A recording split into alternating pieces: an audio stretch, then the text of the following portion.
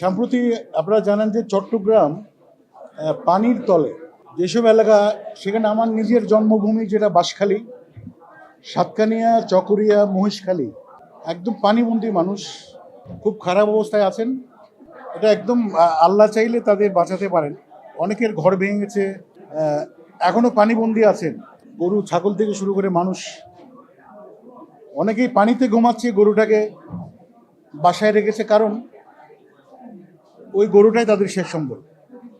তো তাদের আমি মনে করি যে আমি একটা গানও গেয়েছি, আমাদের প্রধানমন্ত্রীকে আহ্বান জানিয়েছি যেন তাদের পাশে দাঁড়ায়। এই বিশেষ করে চট্টগ্রামের দক্ষিণাঞ্চল খুবই খারাপ অবস্থা। হ্যাঁ হ্যাঁ হ্যাঁ হ্যাঁ, পাহাড় ধসে অনেকেই মারা গেছেন। এরকম একজন বৃদ্ধ বলেছেন, ওনার বয়স 70, এরকম পানি নাকি উনি দেখেননি। তো এটা তো গড নোস, আল্লাহ ছাড়া, উপরওয়ালা ছাড়া, বিধাতা ছাড়া কেউ সহায় হতে পারবেন না। আমাদের প্রধানমন্ত্রী হতে দাঁড়াবেন, অনেকেই দাঁড়াচ্ছেন তাদের পাশে। তো আমি বলবো যে যারা বিত্তবান আছেন, যাদের সামর্থ্য আছে, আপনারা অবশ্যই তাদের পাশে দাঁড়ান, বন্যার্থদের পাশে দাঁড়ান। সুরটা গাইতে পারছি না আমি, আমার পুরো মনে নেই। এটা ইনস্ট্যান্ট আমি স্টুডিওতে লিখে গান গেয়ে অলরেডি এটা অনলাইনে আছে। আরেকটি গান করেছি আমি সাতকানিয়া, বাঁশখালী, চকরিয়া, মহিষখালী, এই চারটা মানে ইউনিয়ন নিয়ে, আমি ইউনিয়ন না মানে উপজেলা নিয়ে গিয়েছি। এটা